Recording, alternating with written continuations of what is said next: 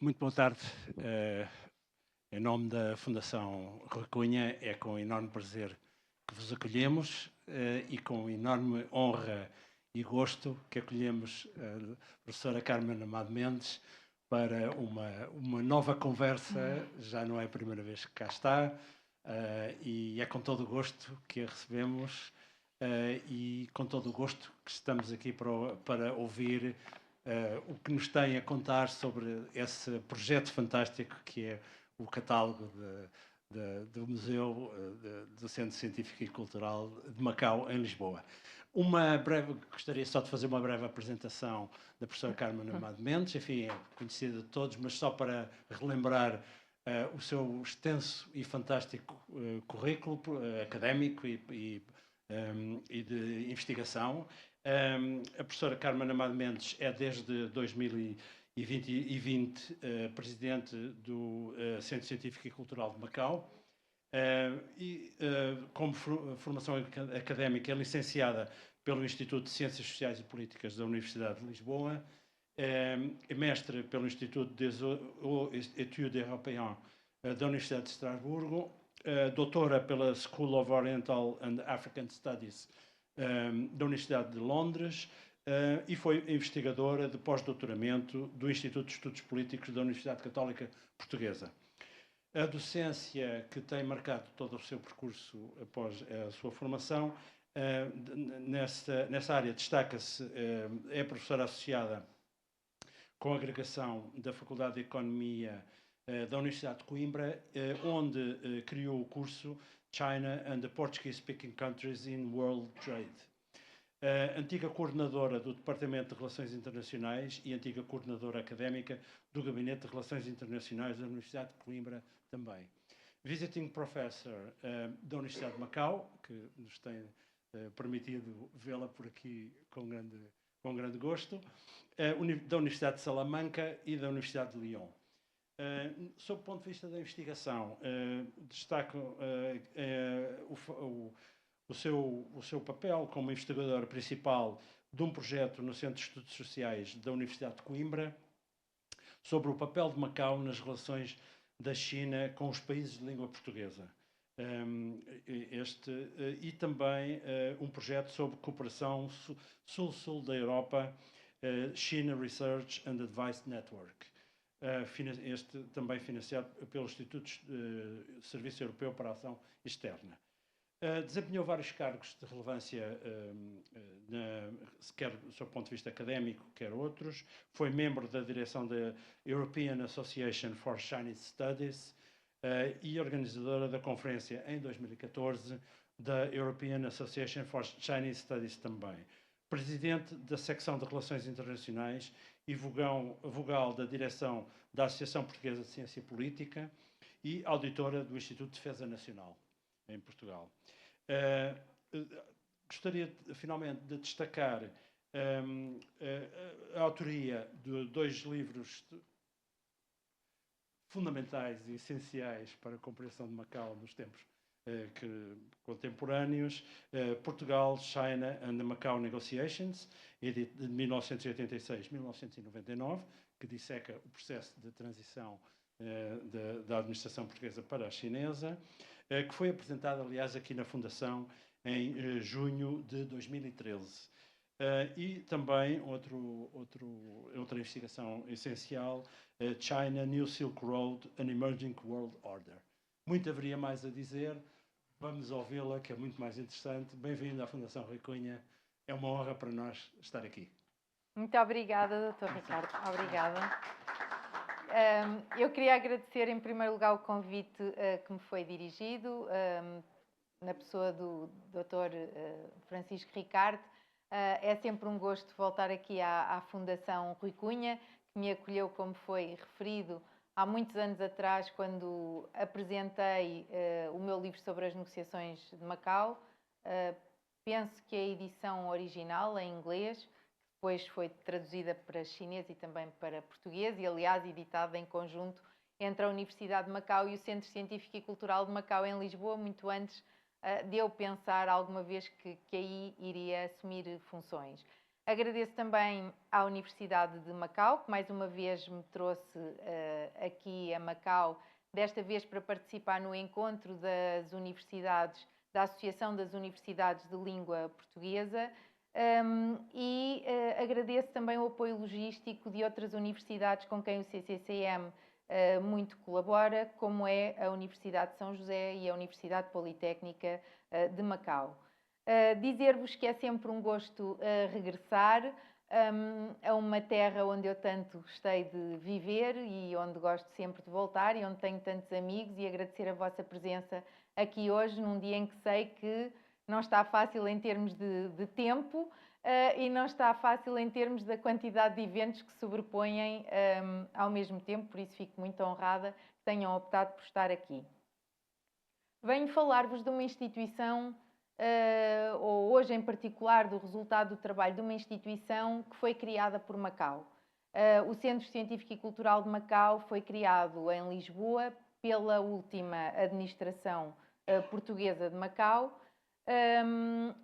Foi criada com o objetivo de manter esta ligação não apenas entre Portugal e Macau, mas sim continuar a refletir sobre o papel de Macau na ligação entre Portugal e a China e, de uma forma mais abrangente, entre a Europa e a Ásia.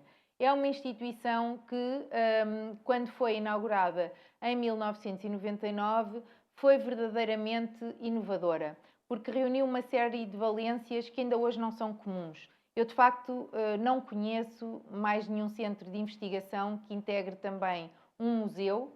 Museu esse que é extremamente didático na compreensão destas relações entre a Europa e a Ásia e, em particular, como referi, sublinhando o papel de Macau na relação entre Portugal e a China, e que tem também uma biblioteca. Portanto, o museu é o edifício que vem à vossa frente, que é constituído pelo resto de chão e pelo primeiro andar, e depois tem um auditório seguido de uma sala onde se encontram também maquetes de edifícios emblemáticos de Macau, que veremos mais à frente. Do lado direito, o edifício tem no resto de chão, tapado pela vegetação, sobretudo de bambu, deste jardim, que é o Jardim do Dragão. Vêem a calçada, a forma como estão as escamas do dragão, e tudo isto, estamos na Rua da Junqueira, uma rua tipicamente portuguesa, onde passa o elétrico amarelo, e passamos o túnel e entramos num jardim, parece que estamos realmente em Macau. E do lado direito, como estava a dizer, no resto de chão, temos o arquivo que veio de Macau na altura da transição da administração. No primeiro andar temos a sala de leitura da biblioteca, e depois temos salas de aulas, onde damos formação das mais variadas temáticas. De referir que foi a primeira instituição que em Portugal ensinou mandarim, em 99, e ainda hoje temos 7 níveis diferentes de mandarim, e temos depois os gabinetes no piso de cima. Mas por isso, para vos dizer que esta missão de produzir conhecimento sobre estas mais variadas áreas é feita em diferentes dimensões. Na dimensão, desde logo, de centro de investigação e de centro de formação, como vos acabei de referir, mas também na área da documentação, com a biblioteca e arquivo. Arquivo esse que foi, aliás, enriquecido em dezembro de 2025 em dezembro de 2024, com a criação do Fundo Documental dos Governadores de Macau. Portanto, o espólio pessoal do último governador e mesmo portanto, do general Rocha Vieira, mesmo do general Garcia Leandro e de outros governadores, em que as famílias, apesar de já não estarem vivos, mas que as famílias nos cederam o espólio, encontra-se aí, disponível para consulta por parte dos nossos leitores. E também a dimensão da museologia e de uma casa editorial que dá a conhecer o trabalho, a investigação que tem sido feita na área da Ásia em Portugal. A dimensão internacional e de relacionamento, e se quisermos até diplomática, desta casa ficou patente no dia em que o último chefe do Executivo esteve em Portugal. Sam Rofai chegou no dia 18 de abril de manhã, e às 4 da tarde a primeira visita oficial foi precisamente ao Centro Científico e Cultural de Macau, onde inaugurámos uma exposição organizada pelo Instituto Cultural aqui da RAEM. Instituto esse com quem temos tido muita colaboração e que aí já organizou várias exposições no passado e com quem temos planeadas outras atividades também no futuro, dando a conhecer aquilo que de melhor se faz em Macau do ponto de vista artístico aí em Lisboa. O museu está dividido em 2 pisos, como tive a oportunidade de vos dizer.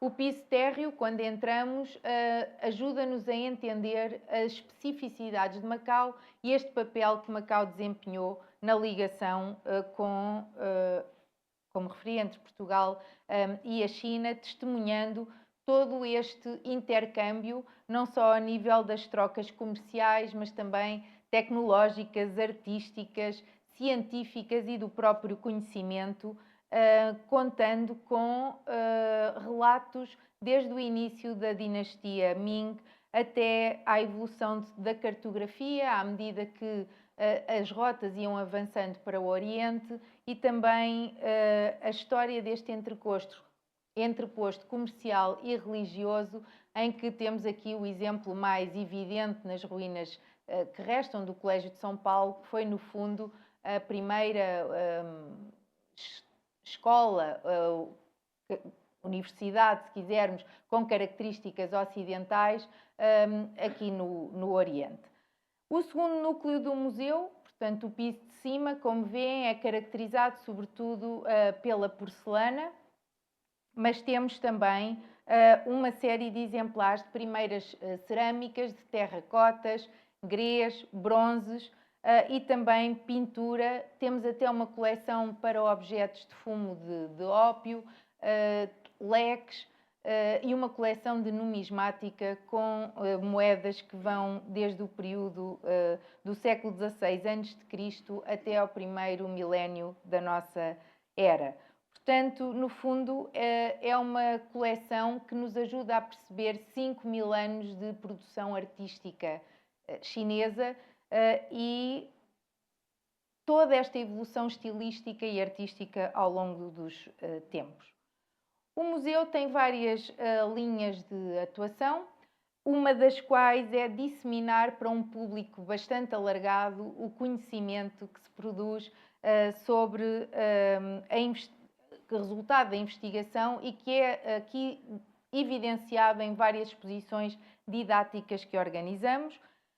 Temos também procurado promover circuitos museológicos com o intercâmbio de conhecimento, de experiências, realizado várias exposições por investigadores não só portugueses, mas também estrangeiros, e impulsionado o estudo das coleções e a edição de catálogos como disseminação do conhecimento científico mais atualizado. Temos também vários recursos didáticos, este é o mais emblemático, como veem é um modelo que retrata ou procurou retratar na altura em que foi feito a nau do trato, portanto a nau que fazia o comércio entre Macau e o Japão, inclusive há uma banda sonora e todas as personagens que falam as línguas por onde, das várias proveniências dos intervenientes aqui, e isto, quando foi criado em 99, podem imaginar a sensação que causava no museu, mas ainda hoje não só crianças como também adultos se sentem particularmente fascinados aqui pelo espetáculo multimédia da nau do trato. A aula mais recente do museu, que foi precisamente inaugurada em dezembro de 2024, é a Galeria dos Governadores, onde estão 41 retratos de governadores de Macau desde meados do século XIX até 1999 e que decoravam aqui o Palácio da Praia Grande em Macau e agora estão aqui expostos no nosso museu. Foi um projeto da Fundação Jorge Álvares no Centro Científico e Cultural de Macau e que permitiu, com toda a informação que consta junto dos retratos, aliás, a investigação essa feita pelo professor Alfredo Gomes Dias, que se tenha um conhecimento do período da administração portuguesa. Referi-vos também há pouco que temos nesta última sala uma série de maquetes de Macau, que retratam edifícios de 3 categorias, vou mostrar-vos também estas, que incluem instituições religiosas, instituições seculares relativas a edifícios públicos e governamentais e também edifícios privados ou para lazer ou entretenimento.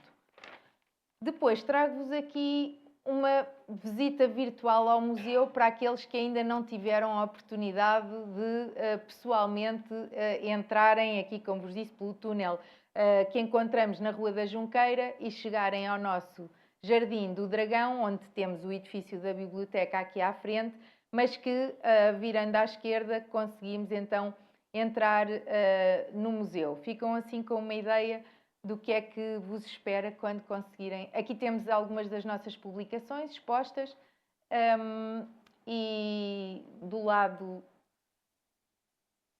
esquerdo, portanto, temos as escadas para o primeiro andar e aqui do lado esquerdo podemos fazer então um círculo por esta zona que inclui os objetos de religiosidade ou espiritualidade chinesa, a tal nau do trato que está ao fundo, como eu vos referi, aqui nesta parede, e a arca-altar que viajava com os portugueses nos navios e outros espetáculos multimédia que contam nomeadamente também um pouco das ruínas de São Paulo.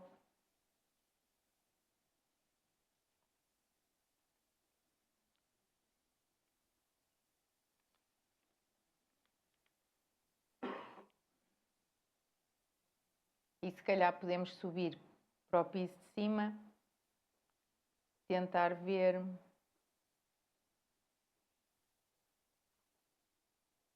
Não é muito fácil este circuito. Na altura, o quadro do General Rocha Vieira ainda estava cá em baixo, agora está na Galeria dos Governadores, que é no 3º piso do museu.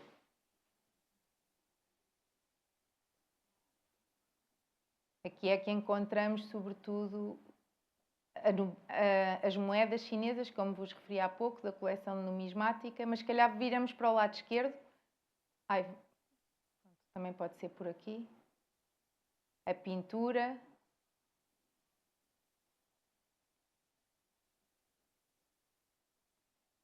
Nas nossas costas, não sei, se calhar não vamos conseguir ver, estão os objetos do fumo do ópio.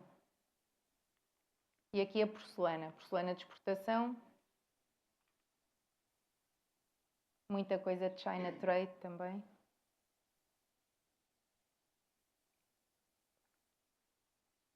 E pronto, penso que podemos sair do museu.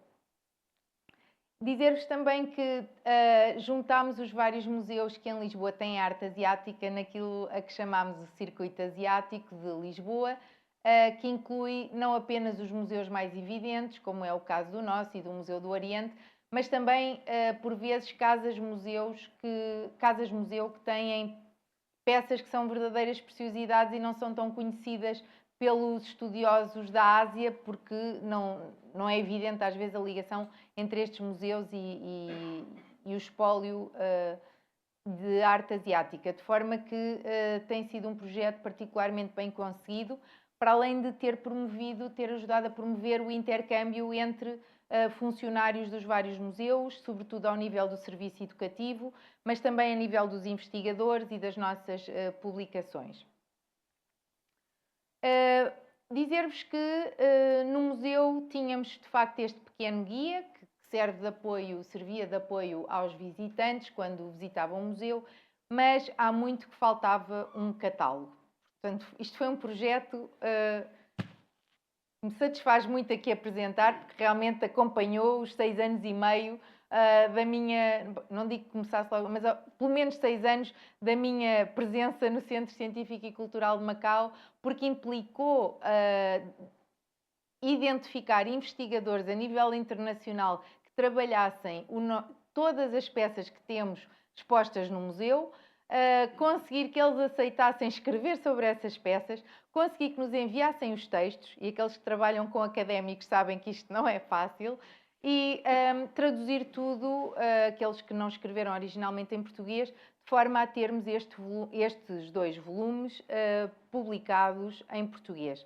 Temos neste momento as traduções feitas para inglês, que está em fase de revisão, portanto essa publicação deverá sair com alguma brevidade, e estamos na fase da revisão das traduções, da tradução dos textos, daqueles que não foram escritos originalmente em chinês, na fase de revisão da tradução para chinês, para podermos também avançar com a publicação em chinês. A ideia desde o início foi fazer uma publicação em 3 línguas, sendo que o catálogo tem 2 volumes. O primeiro volume, dedicado a Macau, corresponde, como terão percebido da minha apresentação inicial, ao espólio que temos no piso térreo do museu, e o segundo volume ao primeiro andar do museu, que se dedica à arte chinesa. Este primeiro volume sobre Macau e sobre o resto de chão do museu, como vos estava a referir. Aliás, qualquer um dos volumes começa com textos introdutórios que fazem uma introdução à coleção. Portanto, ajudam a contextualizar estas peças na história, nas relações enfim, da arte com aquilo que é o contexto histórico, socioeconómico e cultural em que as peças foram produzidas. Portanto, o primeiro volume, dedicado ao Museu de Macau, inclui 10 textos panorâmicos sobre estas várias dimensões de Macau, desde a dimensão histórica, à económica, à linguística, à social, cultural, religiosa, urbana e artística. Houve esta preocupação. E textos esses que evidenciam em particular o caráter cosmopolita de uma cidade que é aberta não apenas à Ásia, mas ao mundo em geral, pelo menos desde a dinastia Ming até à atualidade. Trago aqui um exemplo que, claro, não conseguem ver, mas depois poderão consultar o catálogo se ainda não o fizeram, de um texto que foi escrito por mim, foi o único, que tem a ver precisamente com a área em que tenho feito investigação, ou que fiz investigação no passado, sobre o período de transição de Macau e que ajuda precisamente a contextualizar o que foi Macau a partir da criação da República Popular da China e todo o seu relacionamento com, nas relações Portugal-China. Trago agora aqui um exemplo de um texto que é do investigador que muitos de vós também conhecem, Jing Guoping, que viveu muito tempo em Portugal também, e que ilustra, no fundo, aquela que é uma das peças mais importantes do nosso museu. Pertence, aliás, à coleção da Fundação Jorge Álvares e é particularmente emblemática, que é a garrafa Jorge Álvares. Como sabem, há poucas edições e uma delas está no Museu do Centro Científico e Cultural de Macau, em Lisboa. Trago-vos também aqui um outro texto sobre um conjunto de paramentos do Bispo Dom Jerónimo da Mata, Bispo de Macau entre 1845 e 1862, que também demonstra como combinamos a análise das peças que temos com os textos de especialistas sobre essas peças. O segundo volume, como vos disse, diz respeito então à arte chinesa. A capa é particularmente bonita, retirada também a imagem de um dos pratos da nossa coleção e os textos cobrem, no fundo, uma análise aprofundada das várias peças que temos de objetos chineses ou de temática chinesa que estão neste primeiro piso do museu, sobretudo com um grande enfoque nas porcelanas de exportação, como vos referi há pouco, que é aquilo que é visualmente mais apelativo quando o visitante entra no museu. Também os trajes ocupam um espaço importante no museu e, consequentemente, no catálogo. Os bronzes fazem parte da nossa coleção. E depois os catálogos terminam com a ficha técnica, não é? Onde estão todos os autores que contribuíram com textos para o catálogo e os sponsors que permitiram que este catálogo visse a luz do dia. de referir que todos eles contribuíram de forma diferente. Foi particularmente significativo o apoio da SJM. Estiveram aqui há pouco no início as senhoras representantes da empresa, que não ficaram por não entenderem português, mas que estão ansiosas pela publicação em inglês da obra, e o escritório do Dr. Neto Valente, o BNU, e depois uma série de instituições que possibilitaram a questão da tradução. O IPOR, a Embaixada de Portugal em Pequim, a Universidade de Macau e também o apoio da FCT e da Fundação Jorge Álvares foram importantes para concluirmos este projeto. Deixo aqui um apelo para conseguirmos chegar ao fim com a publicação das edições em inglês e em chinês, aqueles que se quiserem associar ao projeto, pois com certeza que serão muito bem-vindos.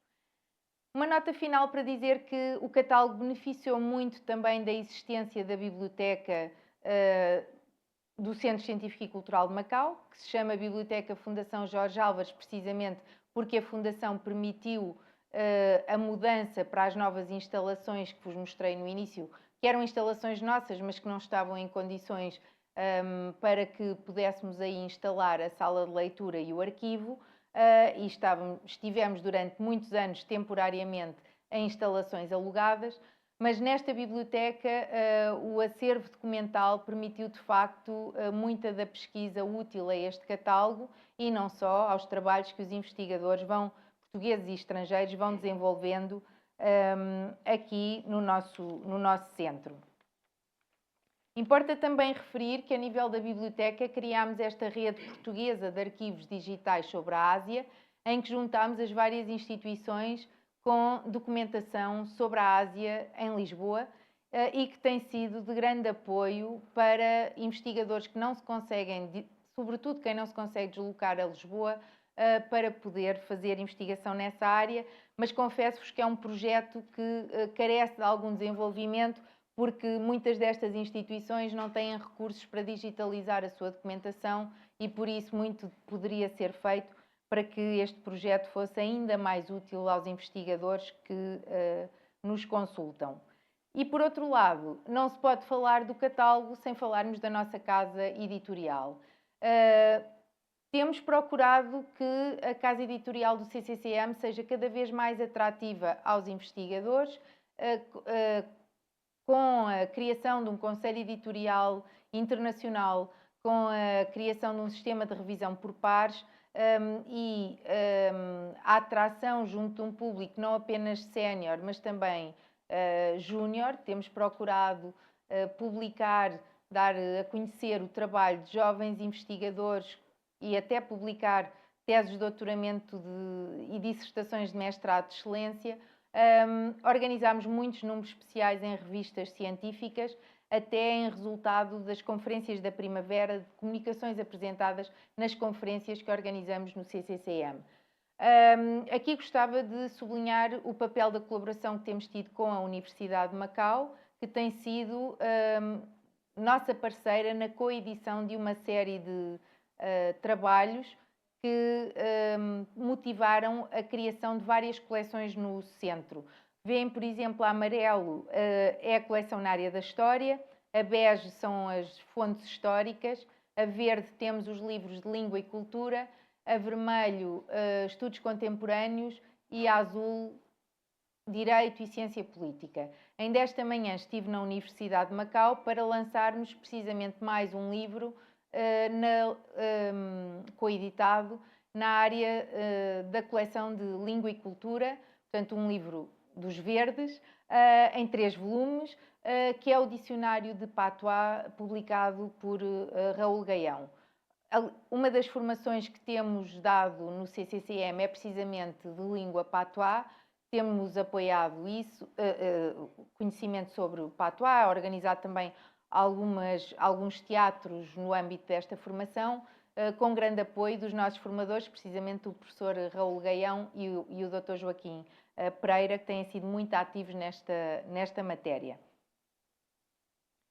Dizer-vos ainda que as conferências da primavera, como estava a referir, juntam todos os nossos doutorandos, que podem ver nesta fotografia que foi tirada na última edição, portanto em março, no dia da abertura, com o nosso ministro e com a presidente da Fundação para a Ciência e Tecnologia e o presidente da Agência Nacional de Inovação, que, como sabem, são duas instituições que agora foram fundidas na nova Agência de Investigação e Inovação, portanto, aí ao quadrado. A senhora secretária-geral da Associação das Universidades de Língua Portuguesa, que acabou de estar aqui em Macau, precisamente a organizar, como referi no início, o encontro da ULP, que me trouxe a Macau desta vez. São conferências que têm reunido muita massa crítica e esse foi o objetivo quando criei este conceito no CCCM. Os investigadores que em Portugal trabalham a Ásia têm aqui participado e apresentado o trabalho que produzem anualmente sobre a Ásia.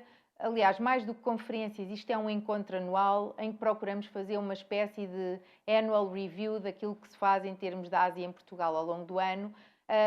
Nas últimas edições tivemos sempre cerca de 180 oradores, mas este ano tivemos 230 oradores. Portanto, claramente há um interesse grande na participação nas conferências, que decorrem quase ao longo de um mês, com dias dedicados, enfim, em função também das propostas que recebemos, mas dias dedicados aos vários países asiáticos, sendo que Macau tem sempre garantidamente 2 dias, um deles com uma dimensão mais cultural, em que se envolve também a tal dimensão do patuá, com música, poemas e tudo, mas sempre vários dias, normalmente uma semana dedicada à China, um dia dedicado ao Japão, um dia dedicado à Índia. Já temos calendário para o próximo ano, portanto, aqueles que tiverem interesse em participar, seja enquanto oradores, seja enquanto ouvintes, poderão seguir essa informação no nosso site.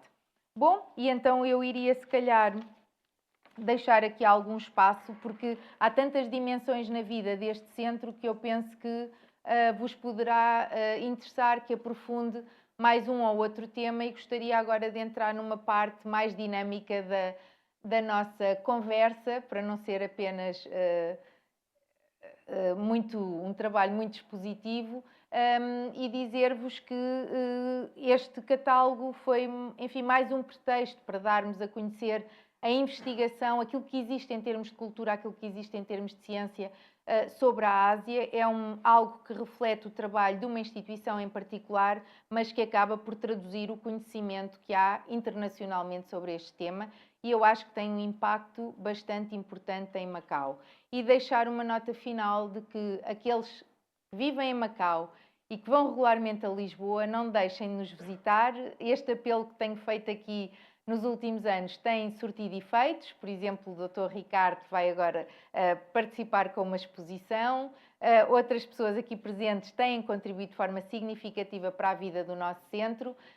Há pouco o Carlos Marreiro estava-me a dizer que ia em setembro visitar-nos e eu disse, bom, então vai ter que falar nas nossas conversas sábias. Foi um conceito muito polémico até, mas que criámos para poder acolher estas conversas menos científicas, mas mais até um pouco emocionais às vezes, mas que permitem que as pessoas partilhem aquilo que é a sua experiência em Macau e que tem uma riqueza grande que muitas vezes não fica escrita e a informação não passa para quem vive em Lisboa e muitas vezes nem tem grande conhecimento do que se passa aqui em Macau. Portanto, não deixem de pensar em ideias de colaboração com o Centro, porque esta instituição é mais vossa até do que minha, que estou de passagem, daqui a pouco tempo regresso à casa-mãe, que é Coimbra, mas gostaria que ficasse este legado de um espaço, de uma plataforma, para usar uma palavra tão cara a Macau, em que quem vai a Lisboa por aí passa, deixa o seu legado, o seu conhecimento, a sua partilha e a sua interação com quem de facto está em Lisboa e se interessa por Macau. Muito obrigada e aguardo então saber quais são os temas sobre os quais gostariam que desenvolvesse um bocadinho agora nesta parte final. Obrigada.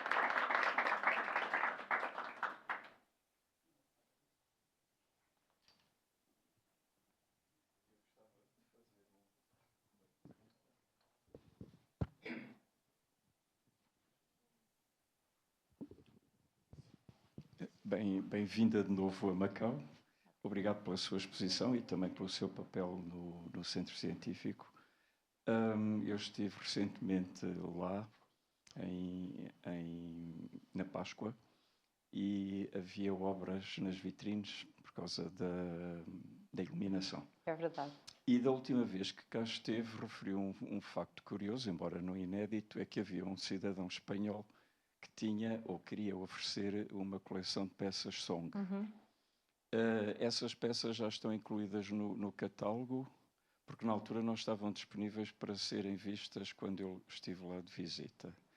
E gostava de saber como é que se desenvolveu esses contactos com o colecionador espanhol. E uma outra coisa, alguma vez pensou em fazer um festival de arte performativa em que convidasse grupos, eu não sei se folclórico será o termo adequado, mas pode ser tradicional, popular, enfim, o que quiser, dos vários países aqui da Ásia, por exemplo, a ópera tibetana, a ópera chinesa é mais frequente ver-se, música balinesa, quer orquestral, quer performativa também, indiana, que tem, enfim, um extensíssimo portfólio de música, nomeadamente em Kerala, não é? And so on, quer dizer, estaria aqui muito... E o Japão, obviamente, com o teatro no, kabuki, etc. Alguma vez pensou nisso? Certo. Então, eu até pus agora este slide novamente para dizer que essa dimensão interessa-nos bastante no museu. Como acho que perceberam na minha apresentação, isto é uma instituição muito multifacetada, que tem desde a parte mais de investigação pura e dura na área da ciência, mas também uma dimensão cultural bastante importante, por isso é que se chama Centro Científico e Cultural. É um instituto público que pertence ao Ministério da Ciência, neste momento Educação, Ciência e Inovação, mas que tem uma dimensão cultural importante e, por exemplo, a última exposição que organizámos com o Instituto Cultural, esta exposição que foi inaugurada pelo chefe do Executivo em abril, como referi, teve essa preocupação de dar a conhecer o património... Olá, boa tarde. Dar a conhecer a ópera de Cantão. Houve workshops que permitiram os visitantes entender a arte do recorte de papel, aprenderem um bocadinho de artes marciais. Portanto, essa parte mais lúdica e mais ligada ao serviço educativo do museu foi muito contemplada nesta exposição. O próprio chefe do Executivo está ali muito animado, parecia que ele é que estava a apresentar a exposição perante a alegria da Presidente do Instituto Cultural, está ali muito animado a explicar as várias dimensões culturais que estão retratadas nesta exposição.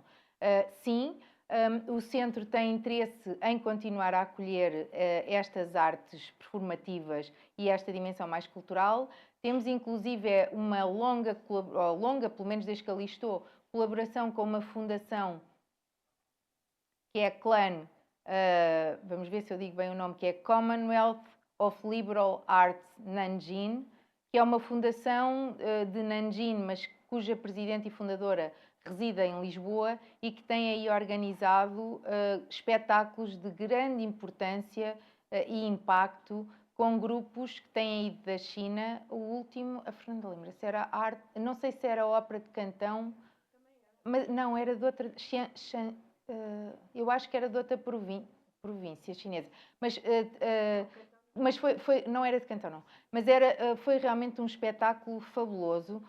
E tem aí levado grupos bastante interessantes para atuar, sempre com uma dimensão muito relacionada com atividades que organiza para transmitir a cultura chinesa às crianças e então o serviço educativo aí tem uma dimensão importante. Em relação ao Kabuki, o que falou da relação até já com a parte do Japão, sim, no âmbito das conferências da primavera, que eu aqui referi mais à frente, há sempre um último dia, como terão com certeza visto aqui no cartaz, que é dedicado, que é a cerimónia de encerramento, que em março de 2027 vai ser no dia 18 de março, e nesse evento de encerramento, a parte da tarde é constituída por intervenções online dos nossos embaixadores que se encontram na Ásia e intervenções presenciais dos embaixadores asiáticos que residem em Lisboa e a quem eu peço sempre para falarem dos estudos asiáticos nos seus países ou nos países em que os nossos embaixadores se encontram, para dar a conhecer aos nossos investigadores as oportunidades que têm e abram, no fundo, horizontes para que o intercâmbio entre as duas partes se concretize. E nesta cerimónia de encerramento, nós contamos sempre com grande participação também cultural destes países, que começaram a oferecer espetáculos inicialmente para o encerramento, mas que agora tem sido transversal aos vários dias das conferências da primavera. Portanto, como veem, há um dia dedicado ao Japão e nesse dia há sempre espetáculos relativos à cultura japonesa, workshops. Por exemplo, este ano tivemos o workshop do chá japonês, um workshop de ikebana e até de cozinha e, enfim, várias coisas, e sempre acompanhado de espetáculos. A Embaixada da Índia também fez aí um espetáculo de dança indiana, já pelo 3º ano consecutivo. A Embaixada do Bangladesh fez um espetáculo, apresentou um espetáculo fabuloso também de dança e de música. A Embaixada da Indonésia, e penso que estas terão sido aquelas com mais atividade. A Embaixada da China tem-nos apoiado de outras formas, oferecendo mostras de gastronomia chinesa e também organiza aí sempre o Dia Internacional da Língua Chinesa. As festas de Ano Novo Chinês têm grande apoio da Embaixada. Portanto, essa dimensão cultural tem sido coberta ao longo, sobretudo das conferências, mas de outros dias pontuais de eventos relacionados com a Ásia. Já organizámos também dias nacionais de Timor, do Bangladesh. Várias embaixadas da Ásia nos procuram porque o espaço é muito agradável, o auditório tem condições para isso e permite complementar a parte do evento com uma visita também ao museu e até espaço para o próprio catering e esse aspecto da gastronomia. Em relação à sua primeira pergunta sobre as peças do Neolítico, que efetivamente sim, havia, pois, eu acho que na última apresentação eu não fui muito clara sobre isso. Nós temos uma coleção de peças da dinastia Song que já foram expostas numa exposição temporária anterior e que resultou num catálogo que está disponível no nosso museu. Mas é uma coleção, é uma exposição que foi feita com peças desse colecionador e peças da nossa coleção, do nosso espólio museológico. E temos esse catálogo com toda essa descrição e isso é algo que eu referi em dezembro, quando cá estive, porque é, no fundo, o ponto de partida para aquilo que estamos agora a preparar, que é uma exposição com peças do Neolítico e que vem também desse... enfim, o curador da exposição é o mesmo curador, o professor Mori, que foi curador da exposição da dinastia Song. Portanto, estamos agora a preparar esta exposição com peças do Neolítico, que esperamos que seja inaugurada a 19 de dezembro de 2026. Nós gostamos todos os anos, a 19 de dezembro, de assinalar a data com algo que que tenha algum impacto e que seja significativo aqui em Macau. O ano passado fizemos um trabalho importante, penso eu, uma conferência sobre o legado português em Macau, aquilo que tinha, de facto, que ficou em Macau nas suas várias dimensões, as mais evidentes, como é a língua, a arquitetura, o direito, mas também a educação.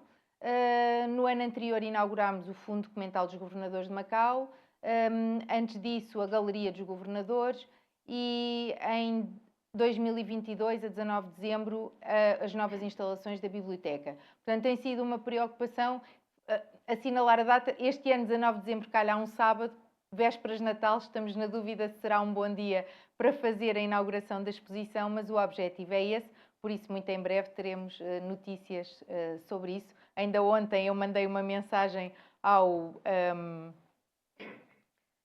curador da exposição que está a tratar dos textos, a dizer: vou fazer uma apresentação amanhã, eu queria perceber qual é o ponto de situação. Ele disse: não se preocupe, está quase concluído. Portanto, acho que vamos conseguir manter essa ideia. E o grande mecenas vai ser a Fundação Jorge Álvares, que está associada a esse projeto e que nos vai permitir concretizar essa ideia de termos essa exposição a 19 de dezembro. Portanto, se for a Portugal...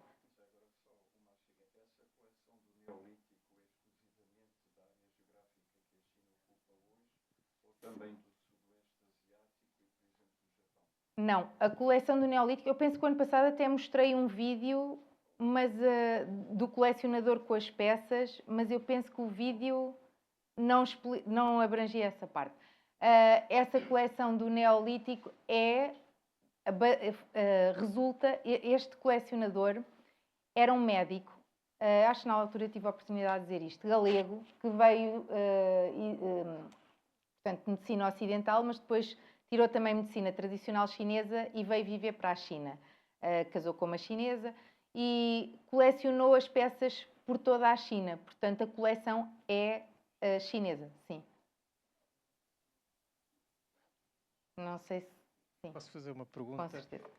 São 4, mas uma na sequência de outra, que era se podia esclarecer a origem da coleção, as peças próprias e em depósito, como as da Fundação Jorge Álvares, depois a existência e dimensão das reservas, em proporção em relação ao que está exposto, e qual é a política de incorporação de novas peças e capacidade de expansão do próprio espaço expositivo. Ok, muito bem.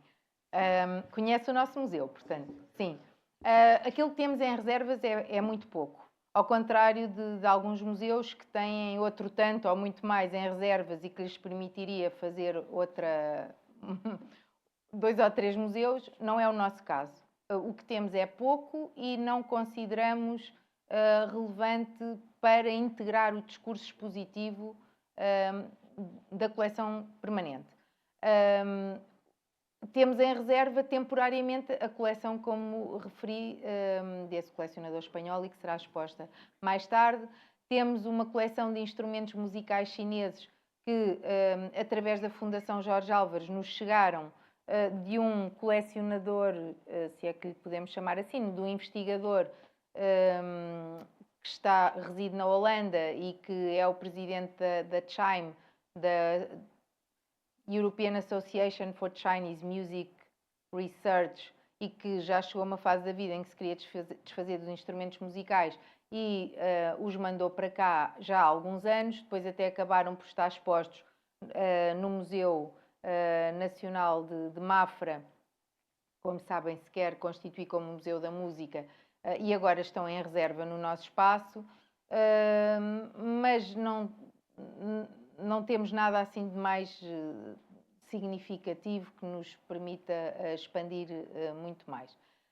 A nível de espaço, nós temos a Galeria das Exposições Temporárias, preparada para acolher as exposições, que, como eu vos mostrei aqui, havia aqui uma... Oh, voltei a fazer o mesmo erro. Andar para trás em vez de ser para a frente. Havia aqui um slide que mostrava um bocadinho dessa sala. Deixe-me ver se eu encontro. Acho que era aqui. Porque ocupámos parte da galeria de exposições temporárias com, no fundo, este corredor que ficou transformado e dividido na Galeria dos Governadores. Depois temos esta sala no último piso, onde temos as maquetes nos vidros que... Eu acho que isto é um apontador. Nestes vidros que têm nos vários cantos, onde estão as maquetes, e é uma sala onde às vezes fazemos exposições temporárias, mas com características que se adequem a esta sala. Por exemplo, quando foi a visita do chefe do Executivo e inaugurámos a exposição na sala de exposições temporárias, no piso de baixo, com esses objetos da cultura intangível de Macau, como o caso da ópera e tudo, aqui neste piso tivemos simultaneamente a inauguração de uma exposição organizada pelo Jorge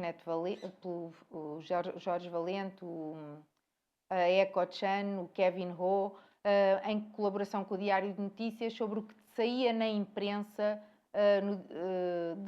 de relevo na imprensa de Macau e que foi replicada no Diário de Notícias. Mas, portanto, é uma sala com características um bocado específicas para permitir as exposições. E depois temos aqui a tal sala de exposições temporárias que está dividida, talvez um quarto desta sala ficou transformada na Galeria dos Governadores.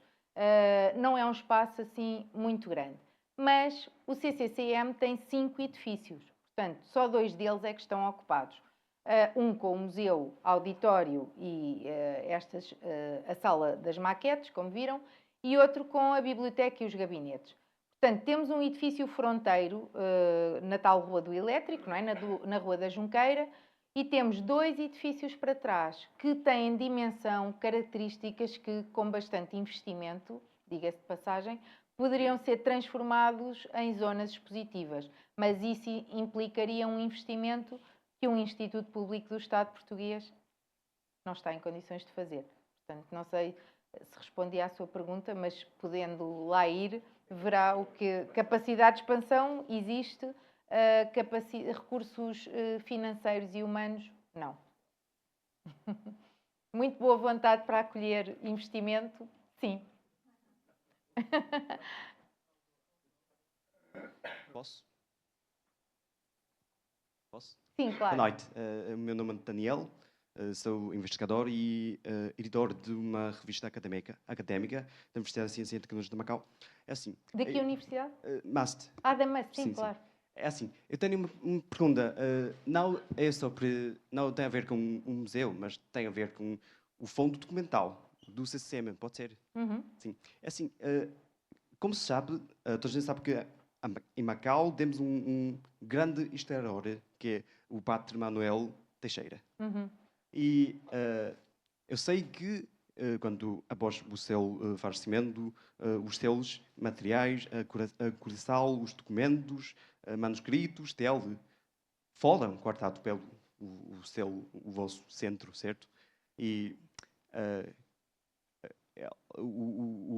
o Padre Manuel Teixeira, ele tem muitas obras muito importantes, como Macau no século XVI, Macau no século XVII, XVIII, e no vosso centro tem alguns documentos que são a obra não terminada do Padre Teixeira, que é Macau no século XIX.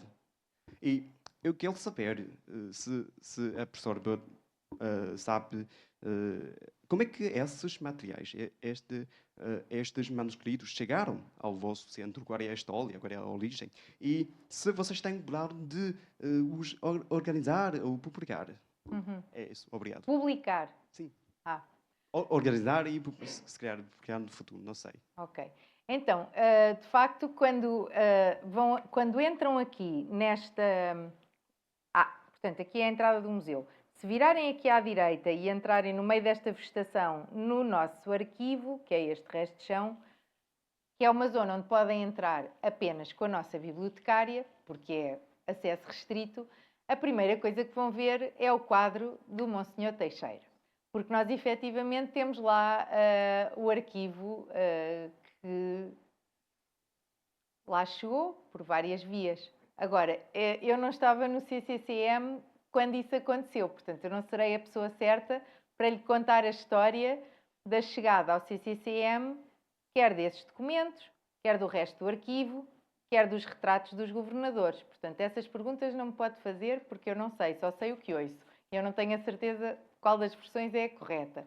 Mas certamente que a nossa bibliotecária, quando nos for visitar, poderá explicar isso.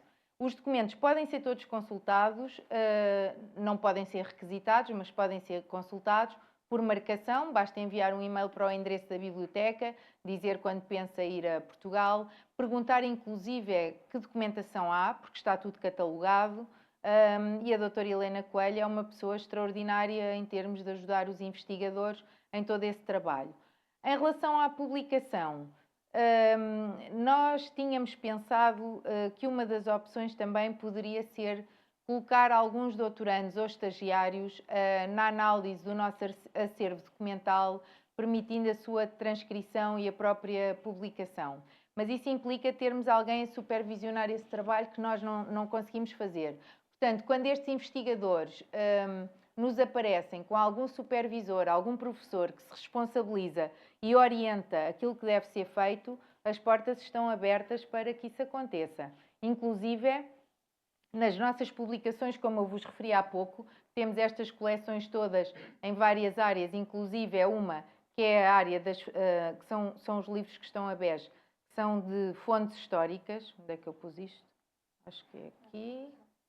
Pronto, estes aqui a bege são os de fontes históricas, são livros que têm tido precisamente esse objetivo, dar a conhecer o que existe em termos de fontes históricas e que é útil para a investigação de outras pessoas que possam consultar o livro. Portanto, tenho muito gosto de depois falarmos mais um bocadinho e deixar-lhe o meu contacto para ver como é que podemos colaborar, está bem? Obrigada. Até porque também temos protocolo com a MUST, mais na área da medicina tradicional chinesa, porque um dos cantos, uma das secções da nossa biblioteca é dedicada à medicina tradicional chinesa e realmente a MUST, em particular a Faculdade de Medicina, com quem temos protocolo, teve um papel importante com o apoio da Embaixada da China em Lisboa na doação de muitos livros para a biblioteca e por isso é uma faculdade que ainda ontem visitei e com quem temos muito interesse em acolher. Aliás, das instituições de Macau em geral, recebemos muitos alunos e estagiários e doutorandos e gostava que esta mensagem também passasse, porque acho que não há mais nenhuma instituição em Portugal que permita a estes alunos e investigadores terem uma experiência do que é estar em Macau, em Lisboa, não é? É um bocadinho isso. Não sei se têm mais alguma questão que gostassem de... ou tema que gostassem que eu desenvolvesse. Comentários? Sim. Realmente é uma excelente apresentação que fez, dou-lhes parabéns, porque permite-nos conhecer ainda um pouco mais, para quem não tenha estado ainda no museu e tenha conhecido todo este fantástico acervo que o Centro Científico e Cultural tem.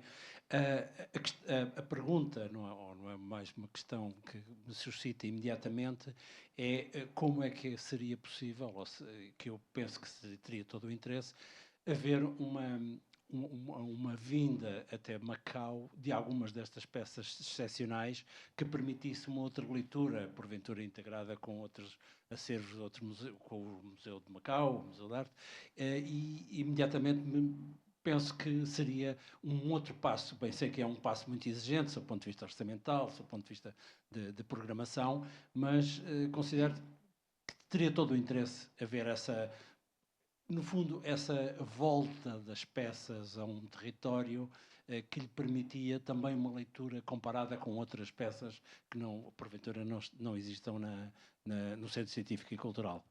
Sem dúvida, aliás, acho que foi isso que aconteceu, daquilo que me apercebi em dezembro, quando cá vim e fui visitar a exposição temporária que estava aqui no Museu de Arte de Macau, que tinha uma exposição temporária, que agora não me recordo exatamente o nome, mas que era sobre porcelana de exportação, em que vieram peças, a curadoria até foi do Palace Museum de Pequim, e que estavam peças também do Museu da Arte Antiga, do Museu do Oriente, de várias instituições, com essa leitura integrada de várias peças com as mesmas características e provenientes de acervos museológicos diferentes. E ainda ontem falei desta possibilidade também à Presidente do Instituto Cultural, aqui da RAEM, com quem, como referi, temos tido muita colaboração, no sentido de trazermos peças nossas, não só continuarmos a acolher, e espero que este processo continue, de acolhermos no CCCM exposições organizadas pelo Instituto Cultural, mas também trazer peças nossas aqui à RAEM. E agora, com todas estas possibilidades que Ranchin também nos abre, de espaços expositivos, que ainda hoje visitei, acho que temos aqui, e apoios que existem também para isso, acho que temos aqui as portas abertas para que isso possa acontecer, não só com peças do Museu de Macau em Lisboa, mas também de outras instituições com quem faça sentido colaborar neste campo. Claro que sim.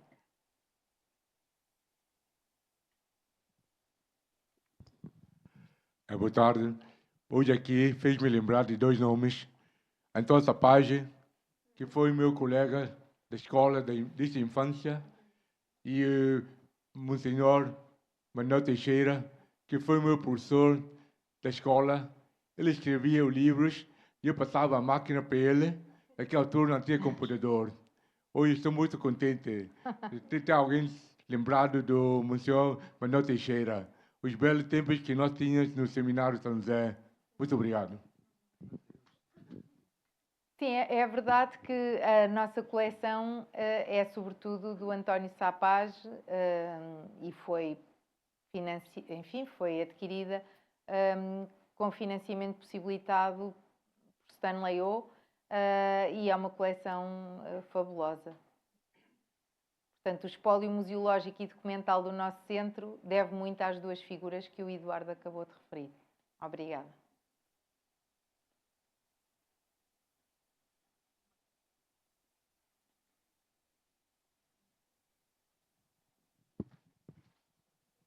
Muito obrigado. Bem-vindo a Macau. Macau é quase a sua segunda terra, não é? É mesmo. É bom vê-la por aqui. E também as minhas felicitações, porque finalmente um dos grandes sonhos da sua vida acaba por ter concretização. E da nossa, porque de facto são dois excelentes volumes. Já tive o prazer e o benefício de desfolhar um deles, e o Dr. José Carlos o outro, não é? De facto é uma riquíssima aquisição para a cultura portuguesa e para a cultura de Macau. Muito obrigado também pela sua exposição, muito clara. Gostei de ouvir. Queria também aqui fazer uma homenagem à memória do meu colega e amigo, Francisco Gonçalves Pereira, que entregou toda a sua biblioteca sobre Macau e abarcando também outros países da Ásia e que está em depósito por 20 anos na biblioteca do CCCM e eu penso que é uma grande fonte, não apenas da riqueza bibliográfica, mas da ciência política e do que Macau representou, digamos, na governação portuguesa dos últimos 450 anos. O livro que ele publicou, de facto, é um repositório excelente e toda a base desse livro está, digamos, hoje em boas mãos, nas mãos da professora e nas mãos do CCCM. O que queria perguntar, talvez seja uma pergunta um bocado impertinente, mas gostava de saber, a quando da fundação do CCCM, eu diria que o grande padrinho em Portugal terá sido o professor Mariano Gago, um algarvio de eleição, que infelizmente já desapareceu, mas era de facto o homem da ciência, não é? E foi o homem que promoveu muita ciência e que terá ficado muito contente pelo facto do CCCM ter sido integrado justamente, não apenas historicamente, mas na tutela dele, era Ministro da Ciência na altura. O que eu queria perguntar era, do ponto de vista da dependência, uma vez que o CCCM saiu da tutela da ciência, foi para a tutela da educação, ciência e inovação, isso que significado teve, digamos, no dia-a-dia do CCCM, por um lado. Por outro, teve algum significado especial na vida orçamental, chamemos assim, do CCCM. O CCCM, no fundo, é um instituto público que está metido dentro da orgânica do governo. Não é? É um organismo que se diz vulgarmente um organismo do Estado. Tem a sua vida, de algum modo, limitada ou condicionada pelas verbas do Orçamento Geral do Estado. Como é que é a vida orçamental do CCCM? Dá grandes apertos, dá algumas folgas. Gostaríamos de ter, digamos, pelo menos alguns traços da maneira como vive o seu dia-a-dia do ponto de vista orçamental. E porquê? Porque, de facto, tem um âmbito de competências e de atribuições que é muito abarcante. E eu recordo-me que, aqui há poucos dias, fui gentilmente abordado por uma bolseira do CCCM, Margarida, que procurava fontes que pudessem, de algum modo, apoiar a tese de mestrado de doutoramento, perdão, em urbanismo e arquitetura, nomeadamente focando a arquitetura da Ásia e especificamente, e tive a noção de que há muitos bolseiros do CCCM. Bem, os bolseiros precisam de dinheiro mensalmente, precisam de uma bolsa. Quem é que fornece, digamos, o suporte financeiro para essa bolsa? Portanto, no fundo, saber a tutela, a alteração de tutela trouxe algumas alterações na vida estrutural e na vida do dia-a-dia do CCCM. Tem vantagens? Não trouxe vantagens? Como é que é o vosso dia-a-dia? Muito obrigado. Bom, eu queria agradecer ao Dr. Frederico Rato, não só pela pergunta, mas também por todo o apoio que tem dado ao Centro, até na própria busca de apoios para que este trabalho estivesse aqui hoje e que fosse possível, e até dúvidas jurídicas que às vezes nos surgem de como abordar o mecenato e outro tipo de questões. Portanto, tem sido uma peça fundamental enfim, no bem-estar da gestão de um centro altamente complexo e diversificado.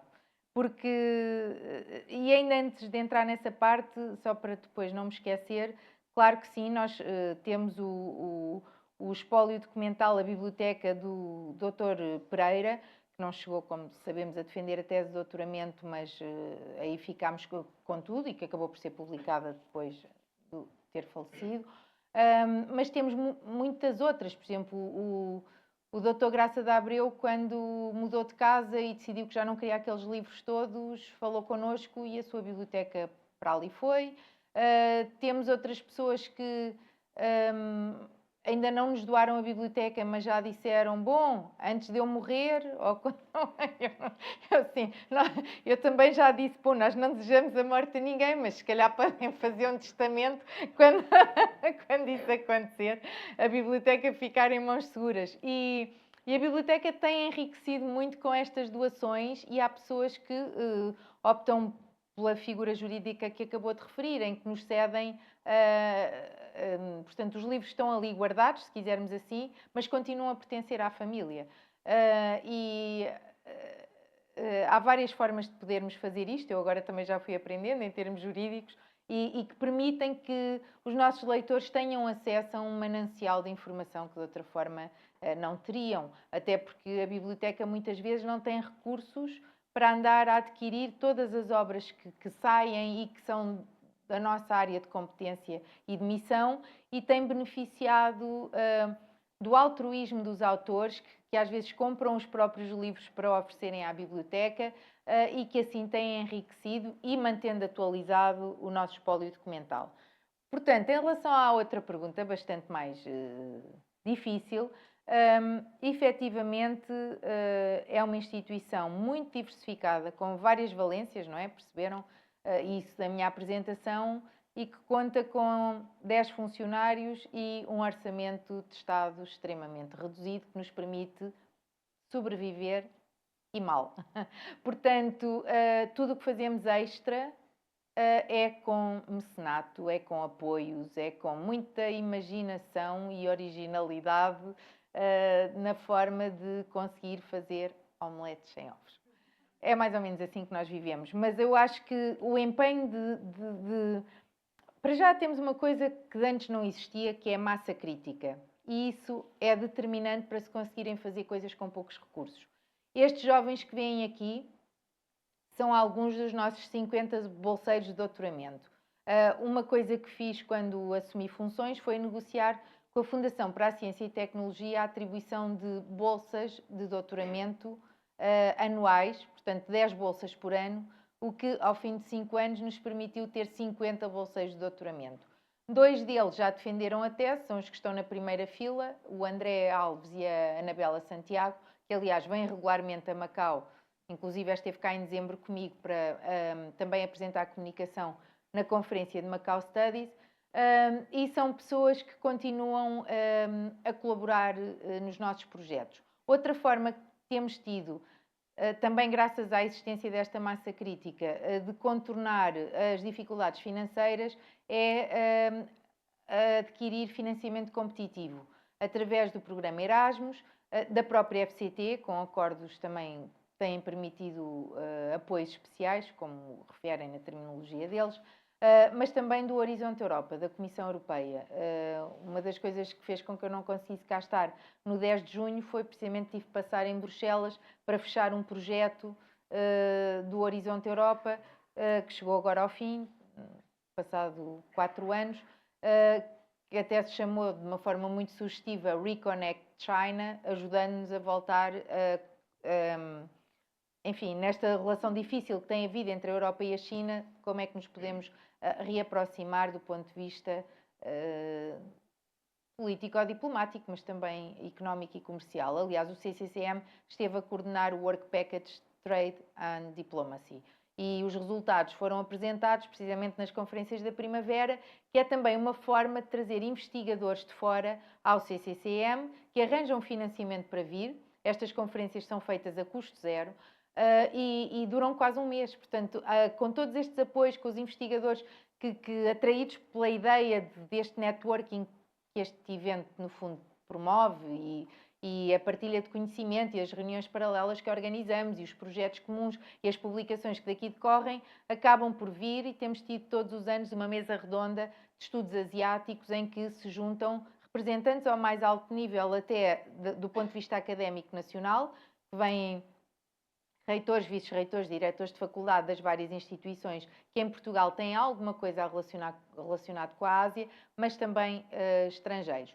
Outra forma que também encontrei de poder fazer muita coisa com poucos recursos foi abrir as portas a quem quer colaborar do ponto de vista institucional. Temos aqui 2 exemplos. Os amigos da Nova Rota da Seda, a professora Fernanda Ilhéu, farta-se a organizar eventos no CCCM, alguns deles até em colaboração com instituições de Macau, e é algo que para nós não tem custos, não implica recursos, nos dá muita visibilidade, traz massa crítica à casa, interage com os nossos investigadores e tem sido uma relação e uma colaboração de grande sucesso.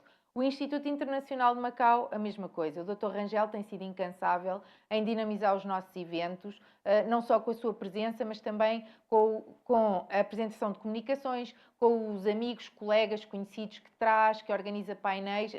Ainda agora estamos a preparar a conferência Macau Studies, que vai ter lugar pela primeira vez em Lisboa.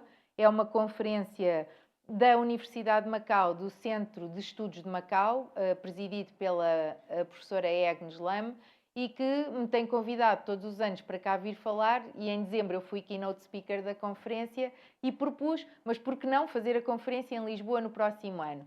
E aqui está, vai acontecer, dia 2 e 3 de dezembro, portanto aqueles que trabalham sobre Macau são muito bem-vindos. Na verdade a Call for Papers já fechou, mas se falarem comigo acho que ainda conseguimos resolver isso.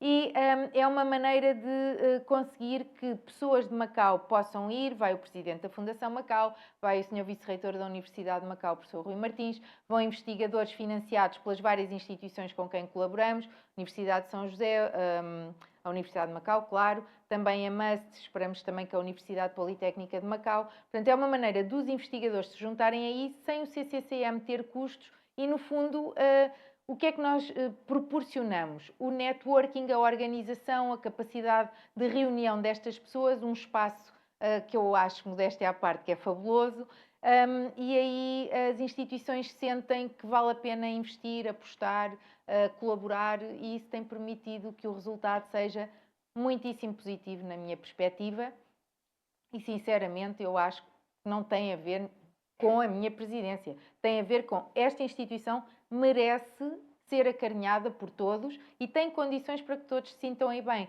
Porque, desde logo, vejam, nós somos um instituto público que pertence, sim, ao Ministério da Ciência, mas não compete com as instituições de ensino superior, porque nós não oferecemos cursos conferentes de grau. E então, ao não competirmos, somos este espaço neutro, onde as instituições se sentem bem em vir, estarem representadas ao mais alto nível.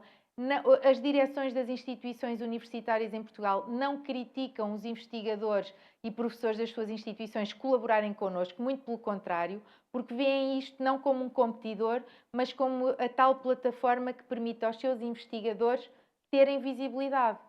Por exemplo, se forem ao nosso site, eu criei o portal académico e conseguem ver numa página quem é quem nos estudos asiáticos em Portugal. todas estas instituições estão ali refletidas. O trabalho que os investigadores desenvolvem está ali refletido. Portanto, veem sempre o CCCM como um amigo que interessa acarinhar, onde querem participar e onde querem estar presentes e representados. Portanto, essa parte tem corrido bem. Em relação a termos mudado, em ter sido mudado o nome do Ministério, efetivamente o atual Ministro, o professor Fernando Alexandre, já não é apenas, ou melhor, no nosso caso, já não dependemos apenas do Ministério da Ciência. São 2 ministérios num, mas isso tem sido uma política definida por este partido em particular, que junta os 2 ministérios. Portanto, as consequências disso não são apenas para o CCCM, são consequências para todas as tuteladas pelo Ministério. Viessem elas do Ministério da Ciência e Ciência e... Não, antigamente. Oh, meu Deus.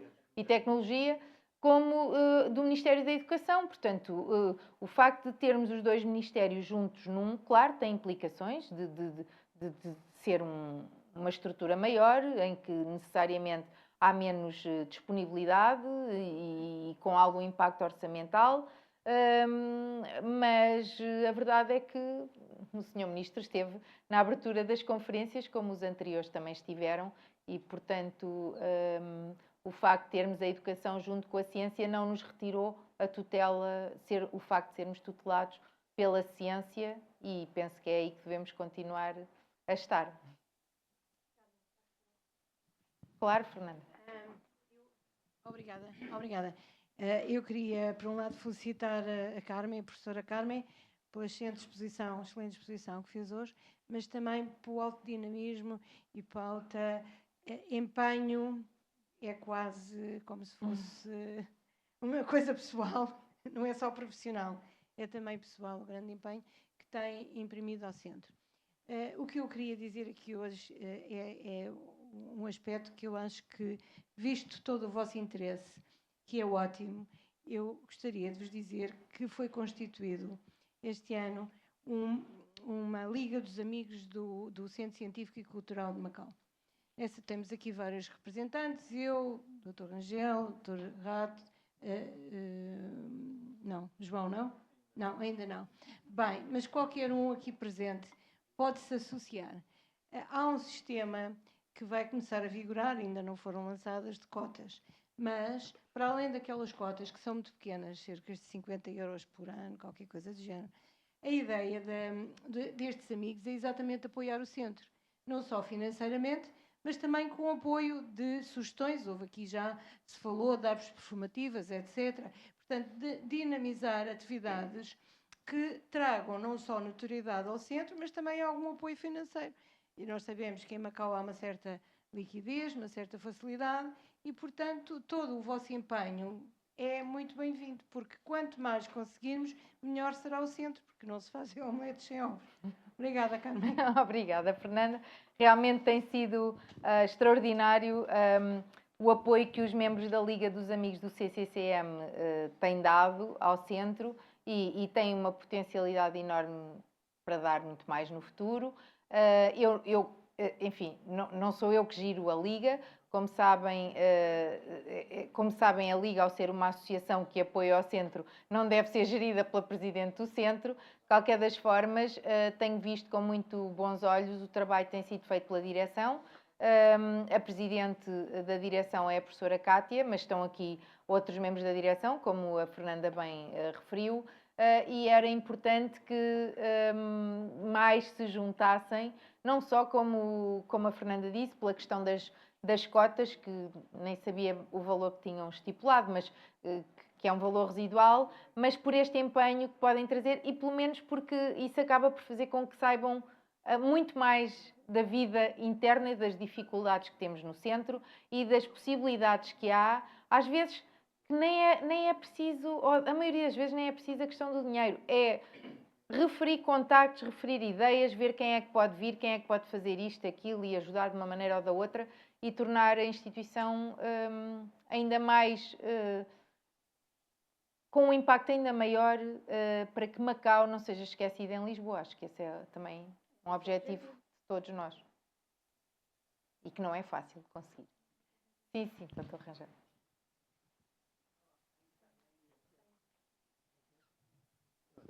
Então, boa tarde a todos. Uma saudação especial à nossa querida amiga Carmen Mendes. Peço desculpa por ter chegado atrasado, sabe que estava numa outra sessão e tive que abandonar as pessoas depois da minha intervenção, que vir a correr. Era a exposição da Eva Buxo no Instituto e o lançamento de vários livros. Mas como prometi que vinha, queria vir para ouvir, não ouvi a primeira parte, mas queria aproveitar, depois de ouvir a parte final, e as intervenções foram feitas, dizer que, como frequentador habitual do centro, confirmo tudo o que foi dito e devo de felicitar a sua presidente pelo notável trabalho realizado. Quando foi criado o centro, eu acreditei sempre que seria uma instituição muito importante, mas também na altura, quando conversávamos no seio do governo sobre este projeto, a questão que se levantava era sempre quem é que vai tomar conta do centro? Porque uma entidade como esta, que não tem características de uma instituição meramente governamental, mas que estava aberta à participação de outras entidades, não seria fácil de gerir. Nem sempre fomos bem-sucedidos nas pessoas escolhidas, houve momentos melhores, momentos piores, mas eu que tenho acompanhado o trabalho da professora Carmen Mendes, muito de perto, devo dizer, e sinto o prazer de dizer, que ela fez um trabalho notável já. Portanto, vai ter uns anos à frente, as pessoas têm as suas carreiras, comprometem-se com atividades fora das universidades, mas um dia regressam. Não sei quantos anos ainda tem à frente, tem 3, só faltam 3. 3, pronto. Mas espero que conclua o trabalho e que deixe o caminho aberto para outras pessoas darem continuidade. Eu acompanhei toda a evolução do centro, desde o seu início. Só não estive na cerimónia de abertura, porque fiquei encarregado do governo, o governador ausentou-se, nomeou-me para ficar como encarregado. Tive muita pena não ter estado, mas a partir daí acompanhei sempre. Agora, tenho que salientar aqui alguns aspectos, sem me alongar, 3 ou 4 aspectos do trabalho da Carmen Mendes, que soube dar ao centro, com algumas hesitações iniciais, naturalmente, mas depois soube dar ao centro uma dimensão nova, onde, na área das edições, por exemplo, e conseguiu ter uma parceria muito boa com a Universidade de Macau, portanto, que permitiu o lançamento de uma quantidade de livros novos, e não são quaisquer livros, são livros realmente importantes de investigadores de qualidade ou de doutorados que apresentaram os trabalhos baseados nas suas teses. Portanto, é um esforço realmente importante. E eles estão todos muito bem feitos, têm um formato muito bom, fáceis de manejar, capas bonitas, capas apelativas. E outra área, queria salientar aqui, tem a ver com a ligação que se estabeleceu com as universidades.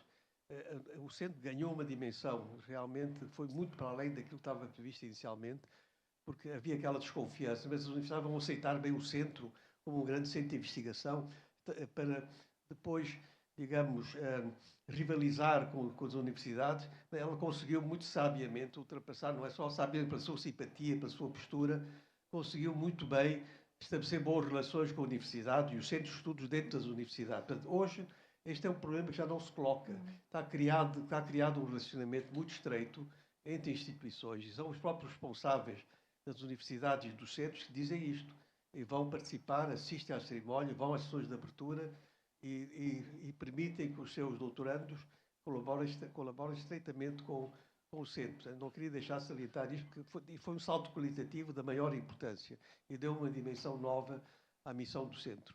A terceira questão que queria pôr aqui é a quantidade de atividades realizadas no centro, de forma multifacetada, desde exposições de arte, que tem a ver com Macau e com a China, mas também as conferências, os colóquios, as conversas, os encontros, que se multiplicaram. Portanto, eu tenho estado a assistir às conferências da primavera e quando regressei falei com as pessoas aqui, a dizer que foi notável o número de doutorandos que encontrava nas últimas conferências a fazer trabalhos sobre Macau e sobre o Oriente em geral. É realmente espantoso o interesse que conseguiu criar, e o centro foi muito responsável por estimular esta participação alargada.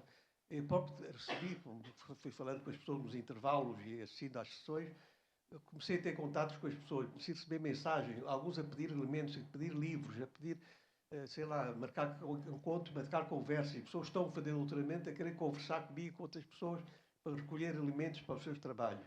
Portanto, aí realmente devo dizer que conseguiu, de facto, um trabalho espantoso, e só espero que isto não seja interrompido com a sua saída, mas tem 3 anos ainda para consolidar a sua atividade. Sabe, as instituições governamentais têm sempre este problema. Ora está um ministro na tutela, depois está outro ministro, os governos mudam, está um partido, depois está outro partido, orientações também mudam. Eu sei que neste momento até estão a discutir a futura tutela do centro, se o centro se mantém na área da educação ou passa para outra tutela. Não é da educação, é da ciência. Sim, da ciência, da educação agora, pois, a ciência está metida na educação, não é? Portanto, se continua onde está, ou se haverá futuramente novamente ministérios separados, e mais do que isso, não é só os ministérios separados, é um outro ministério que até agora nada tinha a ver com o centro. Portanto, ninguém me pediu uma opinião, eu tenho a minha opinião sobre o assunto, mas se tiver a oportunidade de falar com os responsáveis, transmitirei a minha opinião sobre isso. Portanto, tem que estar ao centro a estabilidade necessária, também no apoio político.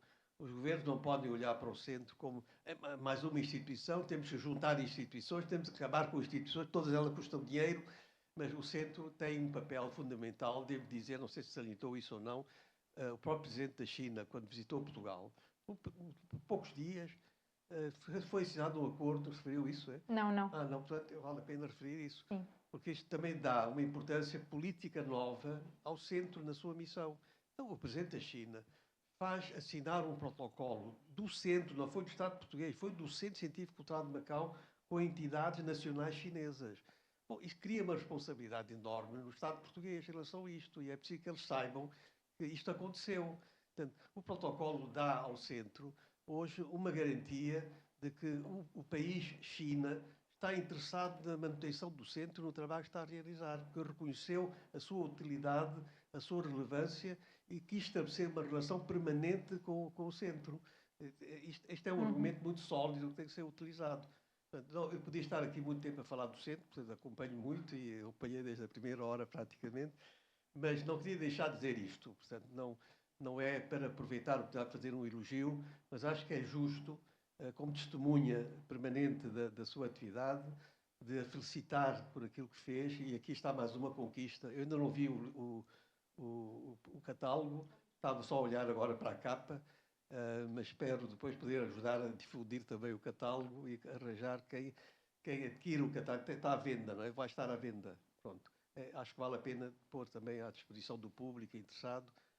Estou a ver que é uma edição boa pela capa apenas, pela sua dimensão e forma como está feita a estrutura do catálogo. Portanto, não desanime. Eu sei que há momentos melhores, há momentos piores, temos conversado, às vezes vejo jovial, satisfeita com aquilo que está a ser feito, às vezes vejo preocupada, mas olha, tem aqui gente que hoje veio ouvir a sua explicação sobre o papel do centro, porque é gente interessada. Tem aqui digamos, um backup em Macau. Eu estou em Macau e Lisboa, estou cá e lá, mas também tem gente lá, sabem que há imensa gente lá que apoia, portanto, não tenha receio de nada, portanto, o apoio existe. E vamos continuar a trabalhar, enfrente esse futuro com confiança, porque é mais um desafio que aceitou, que tem que vencer. Obrigado e parabéns. Obrigada, Dr. Rangel, realmente, só para ouvir isto valeu a pena cá vir. Mas, sim, de facto, essas questões que levanta, porque eu esqueci-me de referir isso do memorando e é importante.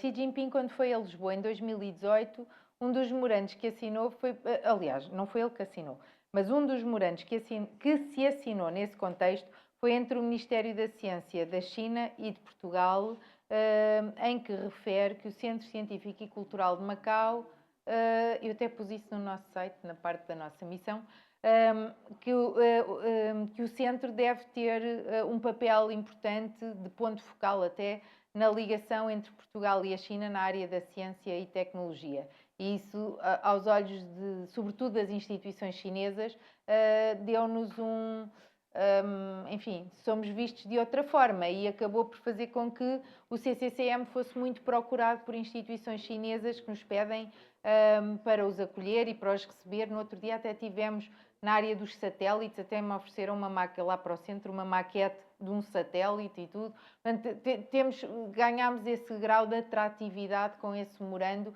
assinado no âmbito da parceria Portugal-China 2030. Em relação aos doutorandos que circulam pelo centro, sim, claro, os orientadores não nos veem, como referiu, como eu já tinha referido, como competidores, mas muito pelo contrário. É graças ao CCCM existir que muitos destes orientadores podem ter orientandos na área de investigação que lhes interessa, que é a Ásia. Porque o que é que acontece? Antes destas bolsas existirem, muitos dos doutorandos acabavam por optar por fazer o doutoramento noutra área em que sentiam que era mais fácil conseguir uma bolsa de investigação pelo concurso geral da FCT, ou então nem sequer faziam doutoramento. E a partir do momento em que sentem que têm a possibilidade de concorrer para um concurso muito mais restrito, em que a tese tem que estar focada na Ásia e que têm a possibilidade de abrirem 10 lugares por ano para isto, o interesse não só aumentou, como aqueles que estavam hesitantes decidiram concorrer, como muitos dos orientadores incentivaram os seus doutorandos a avançar para a tese com esse tema, sabendo que tinham essa possibilidade. Por outro lado, nós temos muitos estágios curriculares e muitos desses jovens que o Dr. Rangel e outras pessoas veem no centro são também estagiários. Eu agora estou a ver que o professor José Luís Salles Marques, aliás, o Instituto de Estudos Europeus, foi pioneiro em enviar estagiários de Macau para o CCCM. E o Instituto Politécnico de Bragança, que era para mim um sítio improvável, envia-nos estagiários todos os anos de chineses que vão para lá aprender português, na licenciatura, qualquer coisa de português. Eu agora não sei o nome exato, mas no fundo a base é aprender a língua portuguesa. E que depois precisam de fazer um estágio e, como são chineses, vão até Lisboa para estagiar no CCCM. Por isso, chegamos a ter 35, 40 estagiários por ano. É realmente uma coisa impressionante. Por isso é que, a par dos muitos doutorandos, temos esta juventude toda destes estagiários. A grande maioria, sem dúvida, são licenciandos em estudos asiáticos na Faculdade de Letras em Lisboa, mas vêm de todo lado, de todas as nacionalidades, e também temos voluntários. É engraçado porque quando eles acabam a licenciatura e já não têm vínculo à universidade, não podem fazer um estágio, porque nós só temos estágios curriculares, mas querem tanto estagiar no CCCM que entram num programa de voluntariado. E isso tem permitido esta dinâmica de jovens. Eu acho que essa é a grande diferença no centro. E foi uma coisa que o ministro Manuel Leitor me disse quando eu ganhei o concurso, não é? Porque isto foi por concurso da CRESAP, da Comissão de Recrutamento para a Administração Pública, e quando eu ganhei o concurso, e ele me entrevistou para confirmar, porque não nos conhecíamos, e ele disse: quero que abra o CCCM aos jovens. E foi realmente uma preocupação que tivemos, que eu acho que foi muito bem conseguida. A última nota em relação às edições.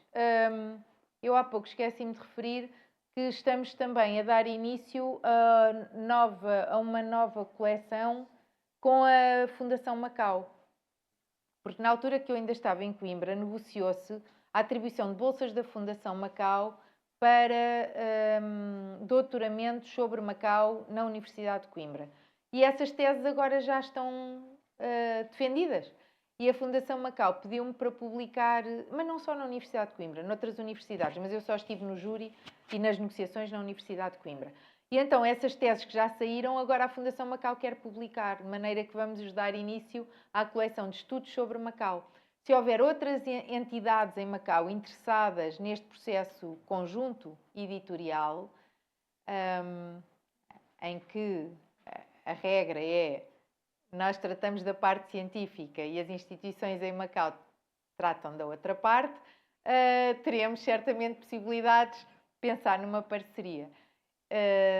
Dizer também ainda que os bolseiros de doutoramento vêm de universidades de todo o país e vêm de todas as nacionalidades. A regra é terem um grau de estarem num programa que lhes vai permitir a atribuição de um grau de doutor por uma universidade portuguesa. Portanto, temos tido, claro, portugueses e chineses, mas também vietnamitas, indianos, brasileiros, japoneses. É uma diversidade cultural tão grande que isso trouxe muita riqueza àquele centro, mesmo. Estou mesmo contente com o resultado e com todo o vosso apoio. Obrigada.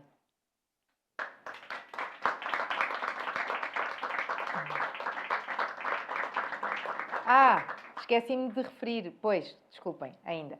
No âmbito das várias atividades e exposições que organizamos, está aqui o António Mil Homens, e até ficava mal não referir que é uma das pessoas que também tem dado um contributo não só com a exposição que fez no centro, mas também com a presença e dinamização de muitos dos nossos eventos. Peço desculpa que referi várias pessoas. Estou sempre a olhar para o António e esqueço-me de referir o seu nome. Obrigada. Sim. Agora, quem quiser consultar o catálogo, acho que vão gostar do resultado.